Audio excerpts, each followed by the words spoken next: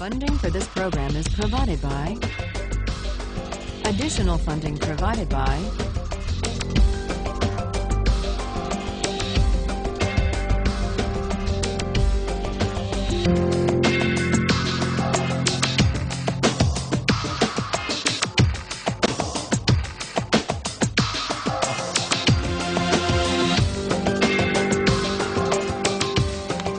When we ended last time, we were discussing Locke's idea of government by consent. And the question arose, what are the limits on government that even the agreement of the majority can't override? That was the question we ended with. We saw, in the case of property rights, that on Locke's view, a democratically elected government has the right to tax people. It has to be taxation with consent because it does involve the taking of people's property for the common good. But it doesn't require the consent of each individual at the time the tax is enacted or collected. What it does require is a prior act of consent to join the society, to take on the political obligation. But once you take on that obligation, you agree to be bound by the majority. So much for taxation. But what you may ask about the right to life? Can the government conscript people and send them into battle? What about the idea that we own ourselves? Isn't the idea of self-possession violated if the government can, through coercive legislation and enforcement powers, say, you must go risk your life to fight in Iraq? What would Locke say? Does the government have the right to do that? Yes. In fact, he says in 139, he says, what matters is that the political authority or the military authority not be arbitrary. That's what matters. And he gives a wonderful example. He says a sergeant, even a sergeant, let alone a general, a sergeant can command a soldier to go right up to the face of a cannon where he is almost sure to die. That the sergeant can do. The general can condemn the soldier to death for deserting his post or for not obeying even a desperate order. But with all their power over life and death, what these officers can't do is take a penny of that soldier's money. Because that has nothing to do with the rightful authority. That would be arbitrary, and it would be corrupt. So consent winds up being very powerful in Locke, not consent of the individual to the particular tax or military order, but consent to join the government and to be bound by the majority in the first place. That's the consent that matters. And it matters so powerfully that even the limited government created by the fact that we have an unalienable right to life, liberty, and property, even that limited government is only limited in the sense that it has to govern by generally applicable laws, the rule of law. It can't be arbitrary. That's Locke. Well, this raises a question about consent. Why is consent such a powerful moral instrument in creating political authority and the obligation to obey?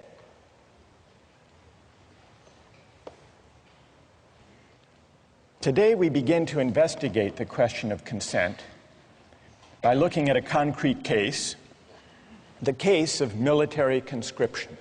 Now, some people say, if we have a fundamental right that arises from the idea that we own ourselves, It's a violation of that right for government to conscript citizens to go fight in wars. Others disagree. Others say that's a legitimate power of government, of democratically elected governments anyhow, and that we have an obligation to obey.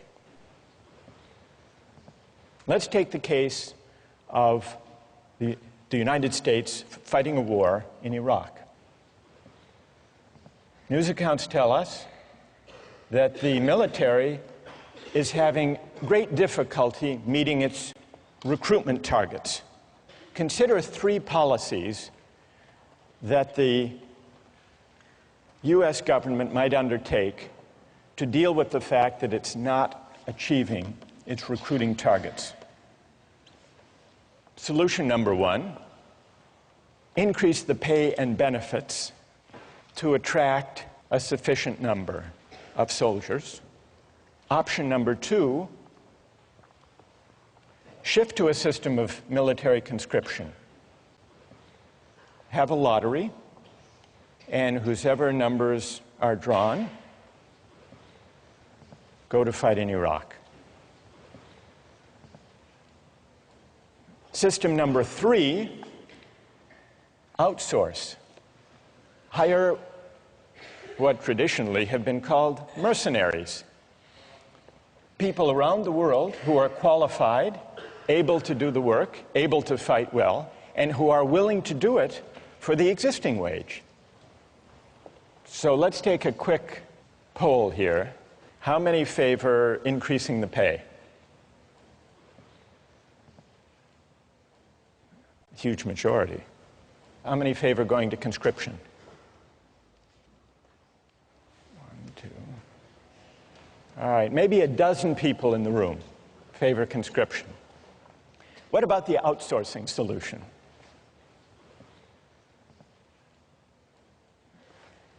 Okay, so there may be, 2, 3 dozen. During the Civil War, the Union used a combination of conscription and the market system to fill the ranks of the military to fight in the Civil War.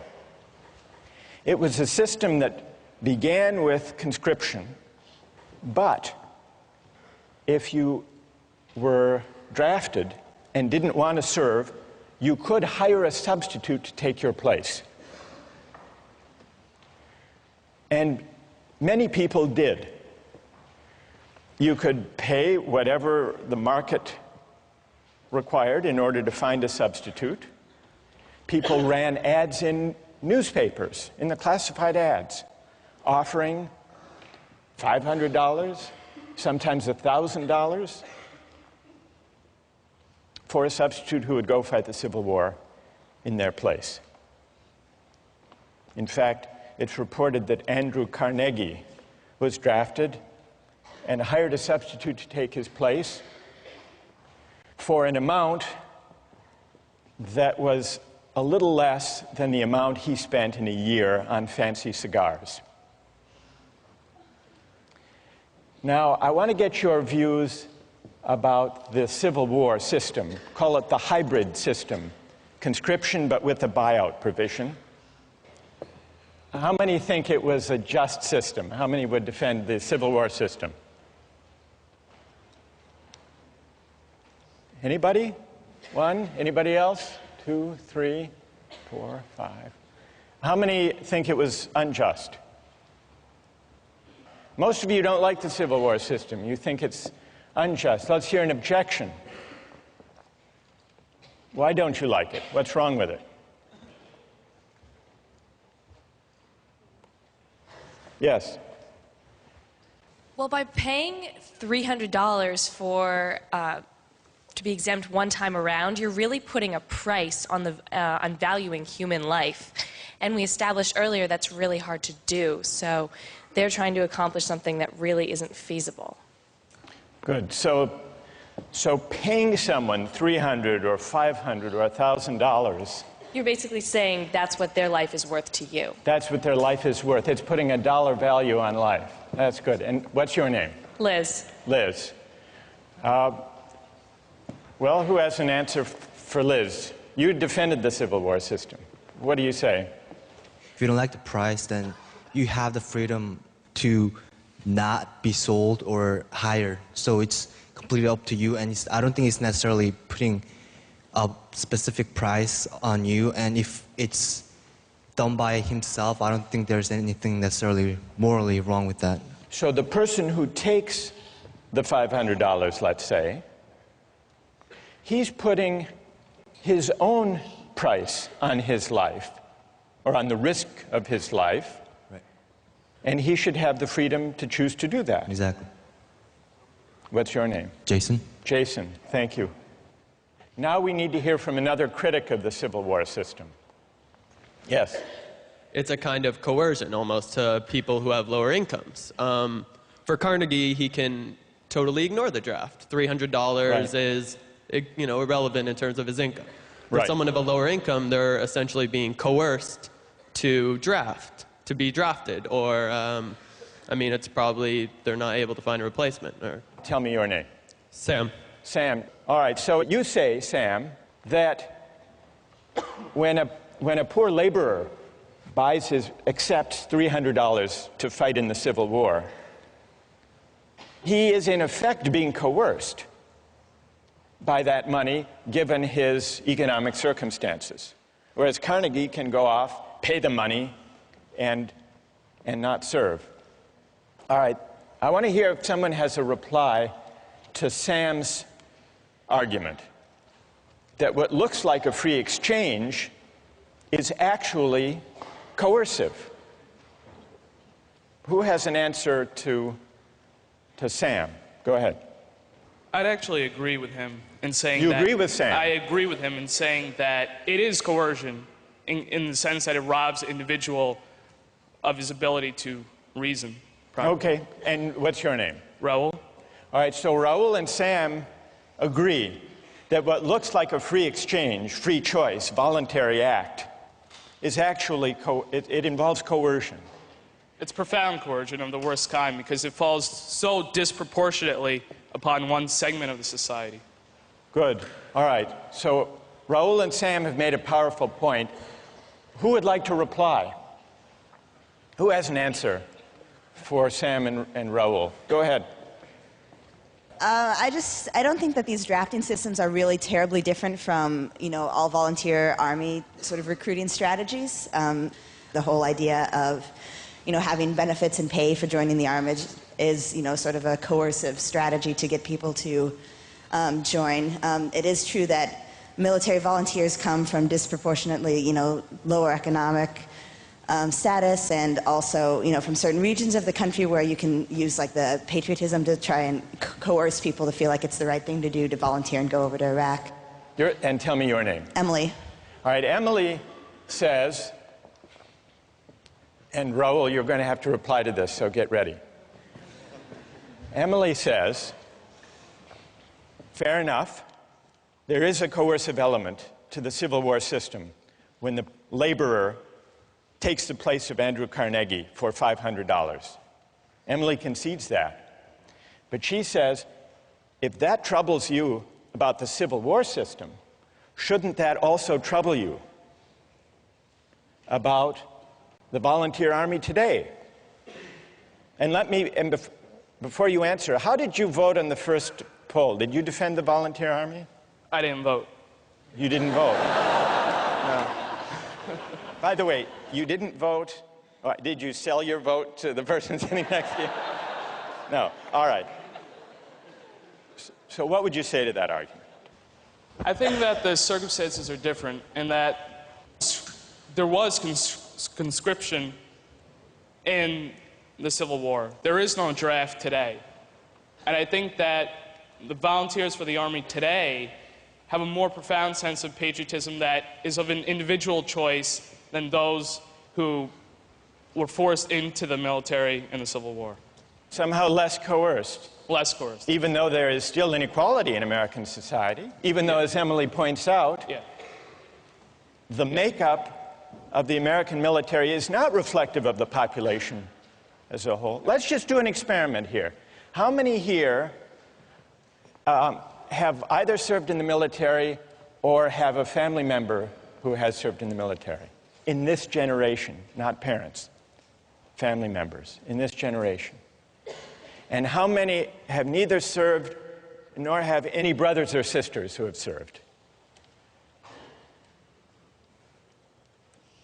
Does that bear out your point, Emily? All right, now we need to hear from, most of you defended the idea of the all-volunteer military, overwhelmingly. And yet, overwhelmingly, people considered the Civil War system unjust. Sam and Raul articulated reasons for objecting to the Civil War system.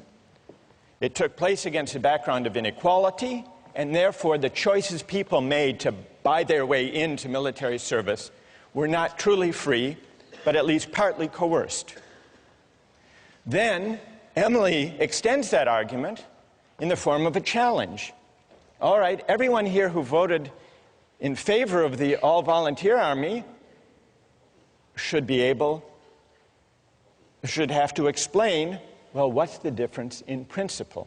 Doesn't the all-volunteer army simply universalize the feature that almost everyone found objectionable in the Civil War buyout provision?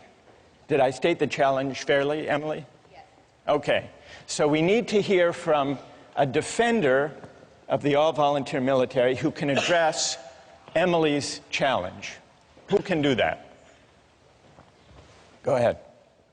The difference between the Civil War system and the all-volunteer army system is that in the Civil War, you're being hired not by the government, but by an individual. And as a result, different people who get hired by different individuals get paid different amounts. In the case of the all-volunteer army, everyone who gets hired is hired by the government and gets paid the same amount. It's precisely the universalization of essentially paying your service, you're paying your way into the army, that makes the all-volunteer army just. Emily? I guess I'd frame the principal difference slightly differently. On the all-volunteer army, it's possible for somebody to just, step aside and not really think about, the war at all. It's possible to say, well, I don't need the money. I don't need to have an opinion about this. I don't need to, feel obligated to take my part and defend my country. With a coercive system, with an explicit draft, then, there's the threat, at least, that every individual will have to make some sort of decision regarding military conscription, and perhaps in that way it's more equitable. It's true that Andrew Carnegie might not serve in any case, but in one, he can completely step aside from it, and the other there's some level of responsibility. While you're there, Emily, so what system do you favor? Conscription? I would be hard-pressed to say, but I think so, because it makes the whole country feel a sense of responsibility for the conflict, instead of, having a war that's maybe ideologically supported by a few, but only if there's no, real responsibility. Good. Who wants to reply? Go ahead. So I was going to say that the fundamental difference between the all-volunteer army and then the army in the Civil War is that in the all-volunteer army, if you want to volunteer, that comes first, and then the pay comes after. Whereas in the Civil War system, the people who are accepting the pay aren't necessarily doing it because they want to. They're just doing it for the money first. What motivation beyond the pay do you think is operating in the case of the all-volunteer army? Like patriotism for the country. Patriotism. Well, what about and pay? a desire to defend the country. I mean, Right. there is some motivation in pay, but the fact that it's first and foremost an all-volunteer army will motivate them first, I think, personally. Do you think it's better, and tell me your name. Jackie? Jackie, do you think it's better if people serve in the military out of a sense of patriotism than just for the money? Yes, definitely, because the people that was one of the main problems in the Civil War Army, is that the people that you're getting to go in it, or to go to war, aren't necessarily people who want to fight, and so they won't be as good soldiers as they will be had they been there because they wanted to be. All right, what about Jackie's having raised the question of patriotism? That patriotism is a better or a higher motivation than money for military service. Who would like to address that question? Go ahead. Patriotism absolutely is not necessary in order to be a good soldier, because mercenaries can do just as good of a job as anyone who waves the American flag around and wants to defend what the government believes that we should do. Did you favor the outsourcing solution? Yes, sir. And, all right, so let Jackie respond. What's your name? Philip. What about that, Jackie? So much for patriotism. If you've got someone whose heart is in it more than another person's, they're going to do a better job. When it comes down to the wire and there's like a situation in which someone has to put their life on the line, someone who's doing it because they love this country will be more willing to go into danger than someone who's just getting paid. They don't care. They've got the technical skills, but they don't care what happens because they have nothing invested in this country. There's another aspect, though. Once we get onto the issue of patriotism, if you believe patriotism, as Jackie does, should be the foremost consideration and not money, does that argue for or against the paid army we have now? We call it the volunteer army, though if you think about it, that's a kind of misnomer. A volunteer army, as we use the term, is a paid army. So what about the suggestion that patriotism should be the primary motivation for military service, not money? Does that argue in favor of the paid military that we have, or does it argue for conscription? And just to sharpen that point, building on Phil's case for outsourcing, if you think that the all-volunteer army, the paid army, is best because it lets the market allocate positions according to people's preferences and willingness to serve for a certain wage, doesn't the logic that takes you from a system of conscription to the hybrid Civil War system, to the all-volunteer army, doesn't the idea of expanding freedom of choice in the market, doesn't that lead you all the way, if you follow that principle consistently, to a mercenary army? And then if you say no, Jackie says no, patriotism should count for something, doesn't that argue for going back to conscription, if by patriotism you mean a sense of civic obligation? Let's see if we can step back from the discussion that we've had and see what we've learned about consent as it applies to market exchange. We've really heard two arguments against the use of markets and exchange in the allocation of military service. One was the argument raised by Sam and Raoul, the argument about coercion. The objection that letting the market allocate military service may be unfair and may not even be free if there's severe inequality in the society, so that people who buy their way into military service are doing so not because they really want to, but because they have so few economic opportunities that that's their best choice. And Sam and Raoul say there's an element of coercion in that. That's one argument. Then there is a second objection to using the market to allocate military service. That's the idea that military service shouldn't be treated as just another job for pay because it's bound up with patriotism and civic obligation. This is a different argument from the argument about unfairness and inequality and coercion.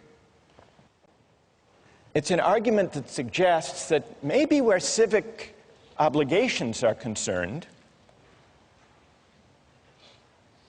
we shouldn't allocate duties and rights by the market. Now, we've identified two broad objections. What do we need to know to assess those objections? To assess the first, the argument from coercion, inequality, and unfairness, Sam, we need to ask what inequalities in the background conditions of society undermine the freedom of choices people make to buy and sell their labor. Question number one. Question number two, to assess the civic obligation patriotism argument, we have to ask, what are the obligations of citizenship? Is military service one of them or not? What obligates us as citizens? What is the source of political obligation? Is it consent, or are there some civic obligations we have even without consent for living and sharing in a certain kind of society? We haven't answered either of those questions, but our debate today about the Civil War system and the all-volunteer army has at least raised them, and those are questions we're going to return to in the coming weeks.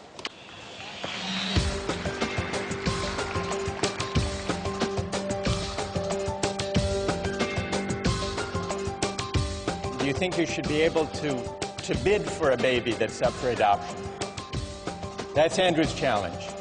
Do I think I should be able to bid for a baby? I'm not sure. It's a market. I mean, Today, I'd like to turn our attention and get your views about an argument over the role of markets in the realm of human reproduction and procreation. Now, with infertility clinics, people advertise for egg donors. And from time to time in the Harvard Crimson, ads appear for egg donors. Have you seen them? There was one that ran a few years ago that wasn't looking for just any egg donor. It was an ad that offered a large financial incentive for an egg donor from a woman who was intelligent, athletic, at least 5'10",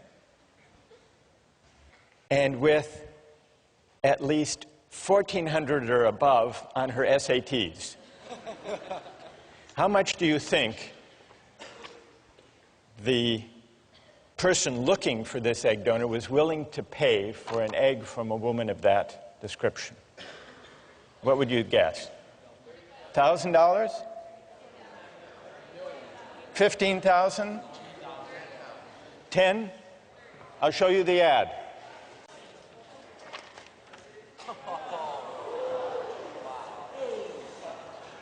$50,000 for an egg,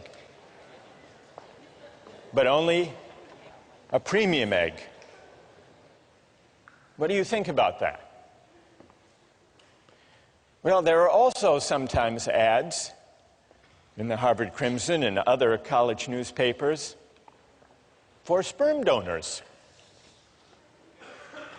So the market in reproductive capacities is an equal opportunity market. Well, not exactly equal opportunity. They're not offering $50,000 for sperm. But there is a company, a large commercial sperm bank, that markets sperm. It's called California Cryobank. It's a for-profit company. It imposes exacting standards on the sperm it recruits. And it has offices in Cambridge between Harvard and MIT, and in Palo Alto near Stanford. Cryobank's marketing materials play up the prestigious source of its sperm. Here is from the website of Cryobank the information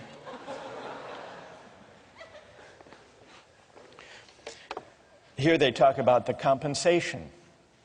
Although compensation should not be the only reason for becoming a sperm donor, we are aware of the considerable time and expense involved in being a donor.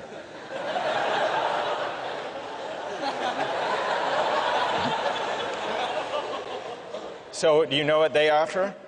Donors will be reimbursed $75 per specimen, up to $900 a month if you donate 3 times a week. And then they add, we periodically offer incentives such as...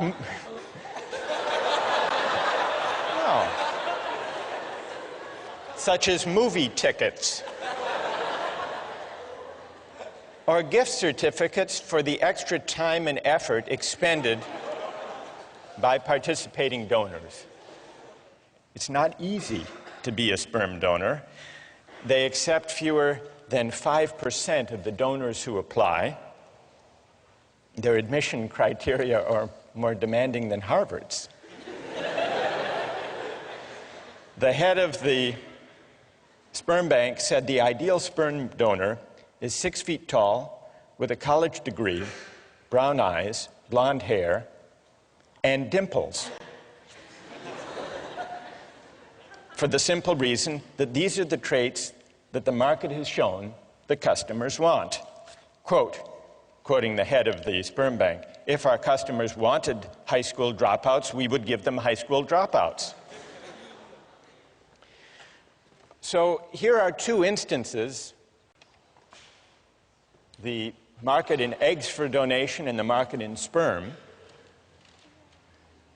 that raise a question about whether eggs and sperm should or should not be bought and sold for money.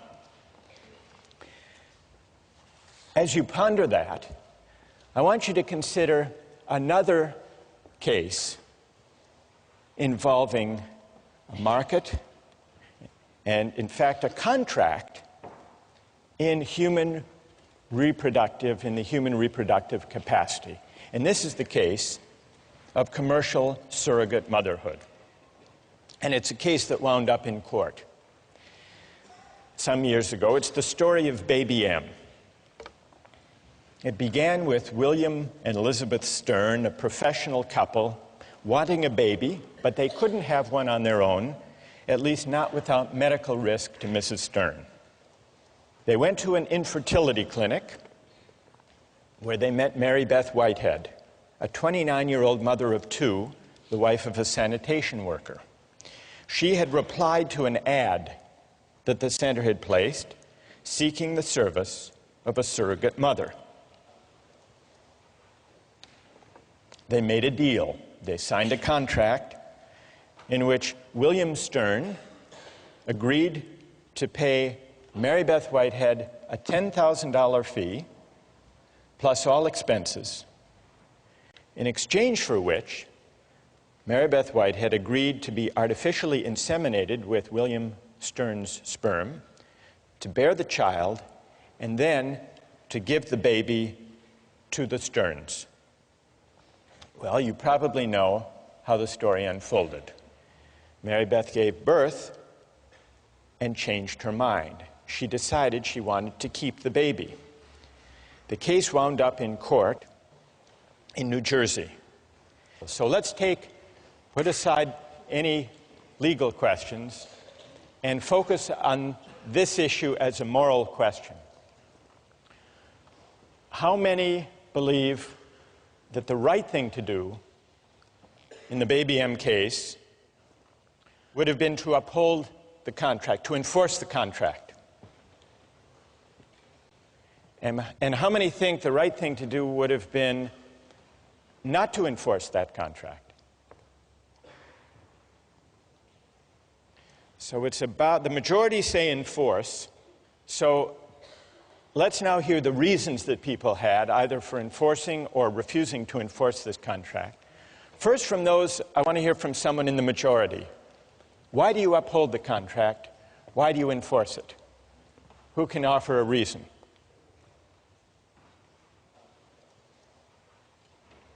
Yes. Stand up. It's a binding contract. All the parties involved knew the terms of the contract before any action was taken. It's a voluntary agreement. The mother knew what she was getting into. All four intelligent adults, regardless of formal education, whatever. So it makes sense that if you know what you're getting into beforehand and you make a promise, you should uphold that promise in the end. Okay. A deal is a deal, in other words. Exactly. And what's your name? Patrick. Is Patrick's reason the reason that most of you in the majority favored upholding the contract? Yes? All right, let's hear now someone who would not enforce the contract. What do you say to Patrick? Why not? Yes. Well, I mean, I agree. I think contracts should be upheld when all the parties know all the information. But in this case, I don't think there's a way a mother, before the child exists, could actually know how she's going to feel about that child. So I don't think the mother actually had all the information. She didn't know the person that was going to be born and didn't know how much she would love that person. So that's my argument. So you would not, and what's your name? Evan Wilson. Evan says he would not uphold the contract because when it was entered into, the surrogate mother couldn't be expected to know in advance how she would feel. So she didn't really have the relevant information when she made that contract. Who else? Who else would not uphold the contract? Yes. I also think that a contract should generally be upheld, but I think that the child has an inalienable right to its actual mother, and I think that if that mother wants it, then that child should have the right to that mother. You mean the biological mother, not the adoptive mother? Right. And why is that? First of all, tell me your name. Anna? Anna. Why is that, Anna? Because I think that that bond that is created by nature is stronger than any bond that is created by, a contract. Good. Thank you. Who else? Yes. I disagree. I don't think that a child has an inalienable right to her biological mother. I think that adoption and surrogacy are both legitimate trade-offs. And I agree with the point made that it's a voluntary agreement. An individual made it's a voluntary agreement, and you can't apply coercion to this argument. You can't apply the objection from coercion to this argument. Correct. What's your name? Kathleen. Kathleen, what do you say to Evan that though there may not have been, Evan claimed that the consent was tainted not by coercion but by lack of adequate information. She couldn't have known the relevant information, namely how she would feel about the child. What do you say to that? I don't think the emotional content of her feelings plays into this. I think in a case of law, in the justice of this scenario, her change of feelings are not relevant. If I give up my child for adoption and then I decide later on that I really want that child back, too bad. It's a trade-off. It's a trade-off that the mother has made. So a deal is a deal. You agree with Patrick? I agree with Patrick. A deal is a deal. Yes. Good. Yes. I would say that, though I'm not really sure if I agree with the idea that the child has a right to their mother, I think the mother definitely has a right to her child. And I also think that there are some areas where market forces shouldn't necessarily penetrate. I think that the whole surrogate mother area smacks a little bit of dealing in human beings. Seems dehumanizing, and it doesn't really seem right. So that's my main reasoning. And tell us your name. I'm Andrew. Andrew, what is dehumanizing about buying and selling the right to a child for money? What is dehumanizing about it? Well, because you're buying someone's biological right. I mean, you can't, in the law, as it's stated, you can't sell your own child. Like, were you to have a child, I believe that the law prohibits you selling it to another person or selling it So this is to like slavery. baby selling? Right.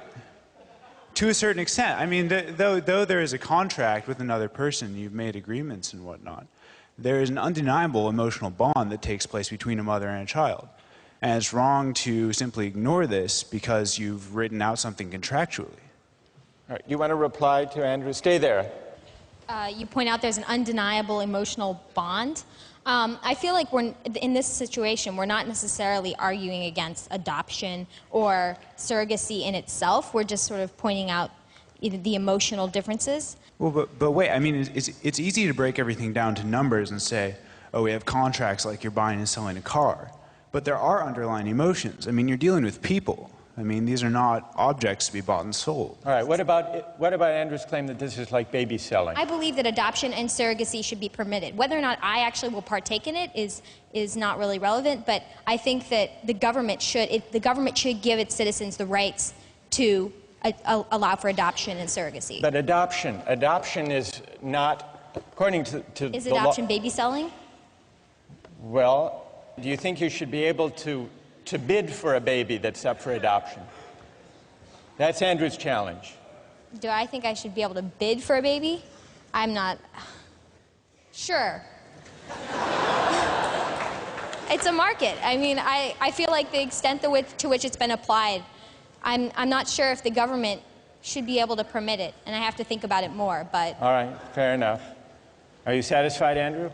Well, yeah, I mean, I think surrogacy should be permitted. I think that people can do it, but I don't think that it should be forced upon people that once the contract is signed, it's absolutely like the end all. I think that it's unenforceable. So people should be free, Andrew, to enter into these contracts, but it should not be enforceable in a court? Not in a court, no. Who would like to join on one side or the other?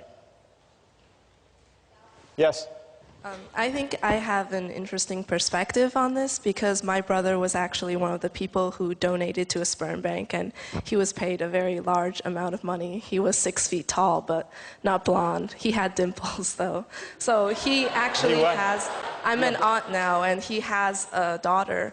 He donated his sperm to a lesbian couple in Oklahoma, and he has been contacted by them, and he has seen pictures of his daughter, but he still does not feel an emotional bond to his daughter. He just has a sense of curiosity about what she looks like and what she's doing and how she is. He doesn't feel love for his child. So from this experience, I think the bond between a mother and a child cannot be compared to the bond between the father and the child. That's really interesting. What's your name? Vivian. Vivian. So we've got the case of surrogacy, commercial surrogacy. And it's been compared to baby selling, and we've been exploring whether that analogy is apt. And it can also be compared, as you point out, to sperm selling. But you're saying that sperm selling and baby selling, or even surrogacy, are very different. Yes, they're unequal services. They're unequal services. Mm-hmm. And that's because, Vivian, you say that the tie, the bond... Yes, and also the time investment that's given by a mother, 9 months, cannot be compared to a man, going into a sperm bank, looking at pornography, and, depositing into a cup. I don't think those are equal. Good. All right. So we... Because that's what happens in a sperm bank. All right, so this is really interesting. We have, notice the arguments that have come out so far. The objections to surrogacy, the objections to enforcing that contract are of at least two kinds. There was the objection about tainted consent, this time not because of coercion or implicit coercion, but because of imperfect or flawed information. So tainted or flawed consent can arise either because of coercion or because of a lack of relevant information, at least according to one argument that we've heard. And then a second objection to enforcing the surrogacy contract was that it was somehow dehumanizing. Now, when this case was decided by the courts, what did they say about these arguments? The lower court ruled that the contract was enforceable. Neither party had a superior bargaining position. A price for the service was struck and a bargain was reached. One side didn't force the other, neither had disproportionate bargaining power. Then it went to the New Jersey Supreme Court. And what did they do?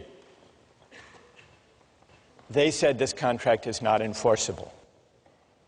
They did grant custody to Mr. Stern as the father because they thought that would be in the best interest of the child, but they restored the rights of Mary Beth Whitehead and left it to lower courts to decide exactly what the visitation rights should be. They invoked two different kinds of reasons, along the lines that Andrew proposed. First, there was not sufficiently informed consent, the court argued. Under the contract, the natural mother is irrevocably committed before she knows the strength of her bond with her child. She never makes a truly voluntary informed decision, for any decision prior to the baby's birth is, in the most important sense, uninformed. That was the court. Then, the court also made a version of the second argument against commodification in this kind of case. This is the sale of a child, the court said, or at the very least, the sale of a mother's right to her child. Whatever idealism may motivate the participants, the profit motive predominates, permeates, and ultimately governs the transaction. And so regardless, the court said, regardless of any argument about consent or flawed consent or full information, there are some things in a civilized society that money can't buy. That's what the court said in voiding this contract. Well, what about these two arguments against the extension of markets to procreation and to reproduction? How persuasive are they? There was, it's true, a voluntary agreement, a contract struck between William Stern and Mary Beth Whitehead. But there are at least two ways that consent can be other than truly free. First, if people are pressured or coerced to give their agreement. And second, if their consent is not truly informed. And in the case of surrogacy, the court said, a mother can't know, even one who already has kids of her own, what it would be like to bear a child and give it up for pay. So in order to assess criticism, objection number one, we have to figure out just how free does a voluntary exchange have to be with respect to the bargaining power and equal information. Question number one, how do we assess the second objection? The second objection is more elusive, it's more difficult. Andrew acknowledged this, right? What does it mean to say there is something dehumanizing to make childbearing a market transaction? Well, one of the philosophers we read on this subject, Elizabeth Anderson, tries to bring some philosophical clarity to the unease that Andrew articulated. She said, by requiring the surrogate mother to repress whatever parental love she feels for the child, surrogacy contracts convert women's labor into a form of alienated labor. The surrogate's labor is alienated because she must divert it from the end which the social practices of pregnancy rightly promote, namely an emotional bond with her child. So what Anderson is suggesting is that certain goods should not be treated as open to use or to profit. Certain goods are properly valued in ways other than use. What are other ways of valuing and treating goods that should not be open to use? Anderson says there are many: respect, appreciation, love, honor, awe, sanctity. There are many modes of valuation beyond use, and certain goods are not properly valued if they're treated simply as objects of use. How do we go about evaluating that argument of Anderson? In a way, it takes us back to the debate we had with utilitarianism. Is use the only proper way of treating goods, including life, military service, procreation, childbearing? And if not, how do we figure out? How can we determine what modes of valuation are fitting or appropriate to those goods? Several years ago, there was a scandal surrounding a doctor, an infertility specialist in Virginia named Cecil Jacobson. He didn't have a donor catalog because, unknown to his patients, all of the sperm he used to inseminate his patients came from one donor, Dr. Jacobson himself. At least one woman who testified in court was unnerved at how much her newborn daughter looked just like him. Now, it's possible to condemn Dr. Jacobson for failing to inform the women in advance. That would be the argument about consent. The columnist Ellen Goodman described the bizarre scenario as follows. Dr. Jacobson, she wrote, gave his infertility business the personal touch. But now the rest of us, she wrote, are in for a round of second thoughts about sperm donation. Goodman concluded that fatherhood should be something you do, not something you donate. And I think what she was doing, and what the philosopher Elizabeth Anderson is doing, and what Andrew was suggesting with his argument about dehumanization, is pondering whether there are certain goods that money shouldn't buy, not just because of tainted consent, but also perhaps because certain goods are properly valued in a way higher than mere use. Those, at least, are the questions we're going to pursue with the help of some philosophers in the weeks to come.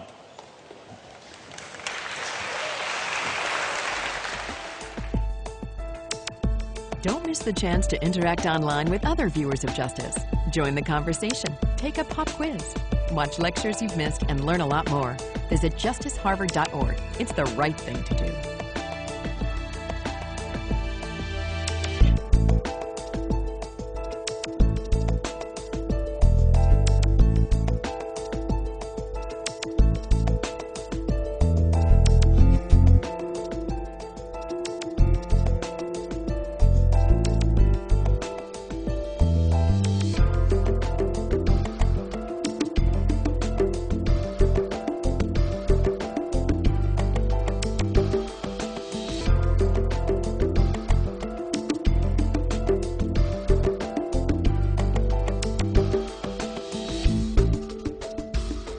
Funding for this program is provided by Additional funding provided by